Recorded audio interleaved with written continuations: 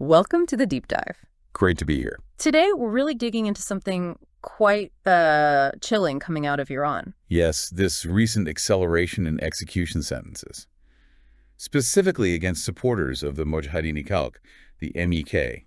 Exactly. And there's this fundamental contradiction we need to unpack. We've got a stack of sources here, and the mission today is, well, to understand the logic.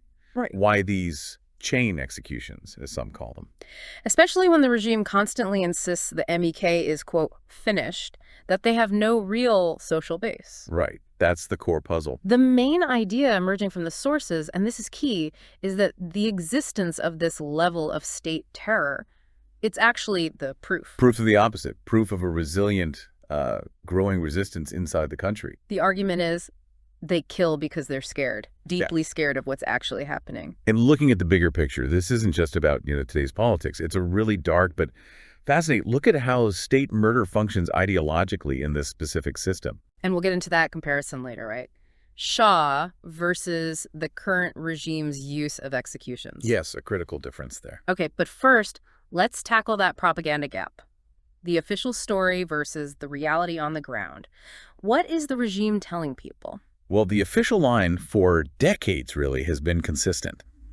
The MEK is defeated, irrelevant, a historical footnote. There's that anecdote, right, about Ahmadinejad. Yeah, the sources bring that up. Apparently, he asked some foreign reporter, almost mockingly, do they still exist? Like they were a ghost. And they push these numbers, these fabricated statistics. Oh, yeah. Less than 1% domestic support, they claim, trying to paint them as completely marginal. But, okay, if that's true, if they're really extinct, why the massive security state? Exactly. Why dozens of agencies, hundreds of propaganda outlets, all focused on this supposedly defunct group? And critically, why sentence their alleged supporters to death? If there's no threat, you don't need that kind of extreme suppression. The contradiction is just stark.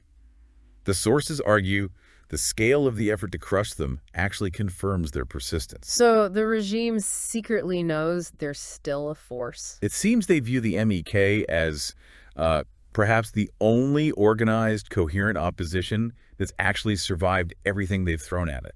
Decades of terror, censorship. So the claim they're finished is just necessary PR, a formal lie. That's how the sources frame it. And you even see this fear reflected in the language they use sometimes. How so? Well, for years, it was just monophy, hypocrite, a total dismissal. Right, a very loaded term. But now, sometimes even official media slips and calls them Mujahid or the organization. It's like the reality is becoming too hard to completely deny, even for them. They have to name it to condemn it. Okay, so the propaganda is one thing. How do they make this happen legally, this state terror? What are the mechanics? It's how the judicial system gets weaponized. It's disturbingly efficient. In what way? Even the smallest hint of support for the MEK possessing a leaflet, maybe just a handwritten note, can be instantly twisted in their courts.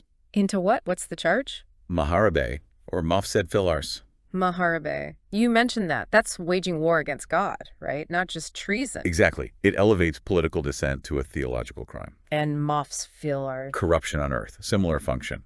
These labels basically allow them to bypass normal legal processes. So it becomes a tool for, well, state-sanctioned killing. Pretty much. Once you're branded an enemy of God, your rights evaporate. It justifies summary execution.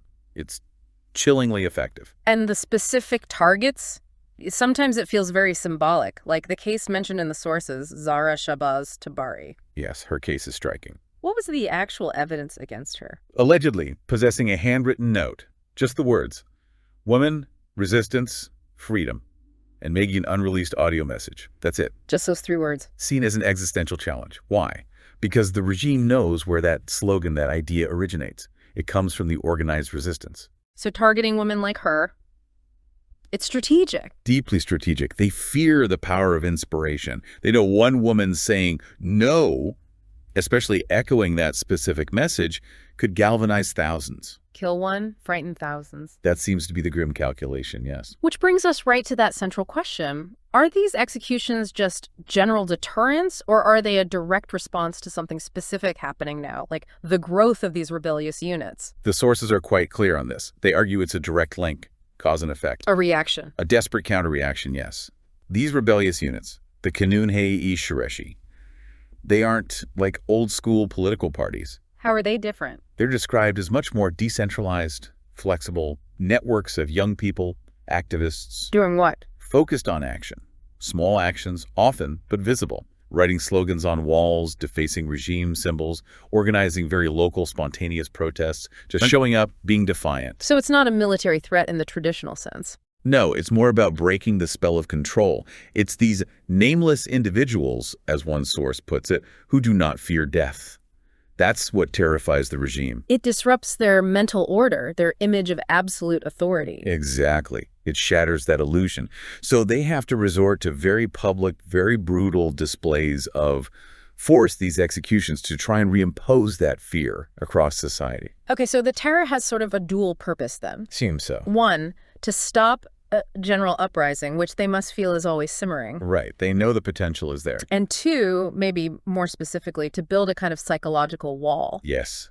To discourage young people, especially, from even thinking about joining these units, or even talking to them, sharing information. Cut off the oxygen supply, basically. Starve the network. That's the hope. But the sources suggest it's actually backfiring. The more they suppress, the more heroic these defiant young figures become in the public eye. Interesting. So if the domestic pressure is that intense, what about the outside world? Does international reaction or lack thereof play into this? Oh, absolutely. The sources are very direct about this. They say the silence, particularly from Western powers, is a major factor. How so? It makes the regime harshudan. Harshudan.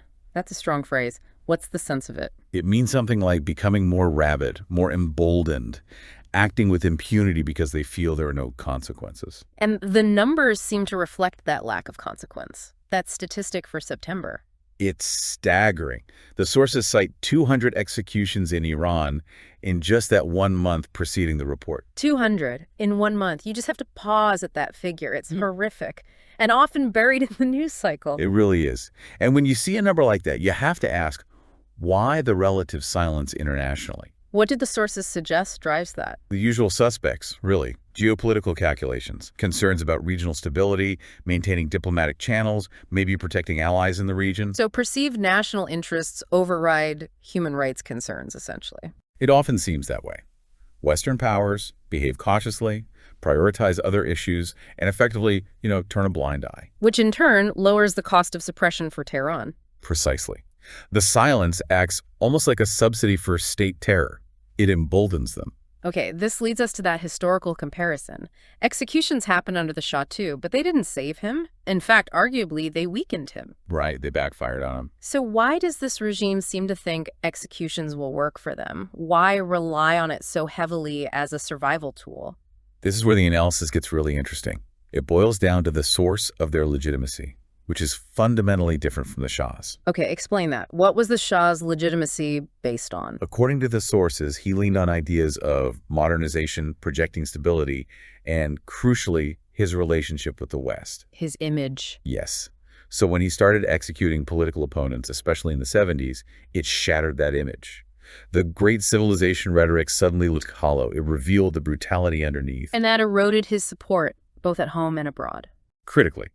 His use of terror undermined the very stability and modernity he claimed to represent. And the current regime operates on a totally different basis. Completely different logic. Yeah. Their legitimacy isn't based on Western approval or modernization. It's based on fear and Iman faith. They claim religious authority. They see themselves as God's representatives on earth. So, from their perspective, execution isn't just political expediency. It's a religious act. It's purification, removing infidelity. It becomes an essential ritual of survival. They have to kill to maintain their ideological self-image. And to demonstrate their power. Yeah. Plus, their level of control over society is far deeper than the Shah's ever was. In what way? They control everything. The markets, the media, the schools, the mosques, the Friday prayers. So an execution isn't just punishment. It's a public performance of divine power for the faithful, broadcast through all these channels. So the conclusion is, they kill because they see no other way. Yeah. Because they're fundamentally unreformable. That's the stark assessment in the sources. Dissent cannot be tolerated, so it must be physically eliminated. A powerful, chilling analysis. Okay, let's shift to the response from the opposition, from those facing this terror. The sources talk about this idea of a season of liberation, Fazli Rahai. What does that actually mean? Is it like a specific time? It's not about a date on the calendar, no.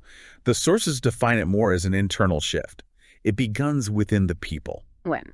When the individual, the person who feels captive, decides to reclaim their own destiny, their own agency. It's the moment, they say, when hope converts from a feeling into a force. Hope becomes active, not passive. Exactly. And the future stops being some distant dream and becomes something tangible, something worth fighting for now. I really liked how one source defined hope. Not just wishful thinking, not inshallah, it'll be okay someday. Right. It's defined as a decision. A decision to act. A decision to believe in the possibility of a different future strongly enough that you act on it. Even knowing the path is hard, knowing the cost could be immense. Fear makes you freeze. Hope makes you move. That's the core dynamic. The regime's entire strategy is built on enforcing stillness through fear. Hope, defined this way, is the direct antidote. It's movement. That's why they have to try and extinguish it. So is this season of liberation something visible? Can you see this hope as action? What's the horizon they talk about? The sources argue, yes, it is visible. You see it in everyday life. Like where? In the young people who've clearly decided they won't surrender, despite the risks.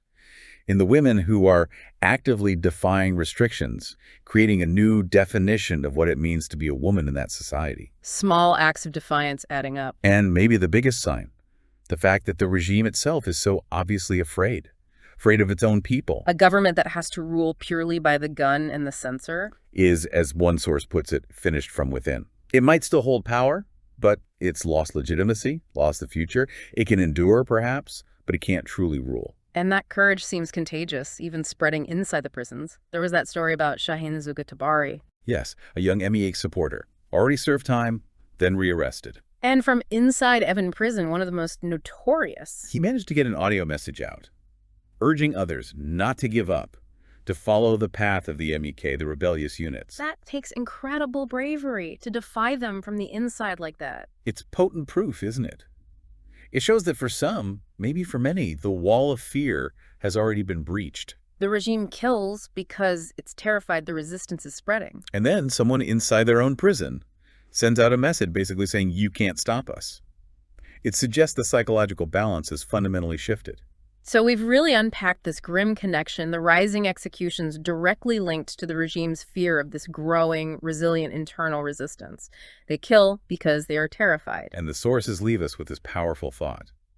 A people who have seen themselves in the mirror of courage cannot be made small again. Once that happens, can you really force them back into submission? That's the question. If the regime's whole strategy is suppressing hope to maintain power, what happens when the people they target decide that, yeah, death is a possible cost, but living in silence, living in fear, that's actually worse? A profound question indeed, something for all of you to think about as you follow this ongoing struggle. Thank you for diving deep with us today.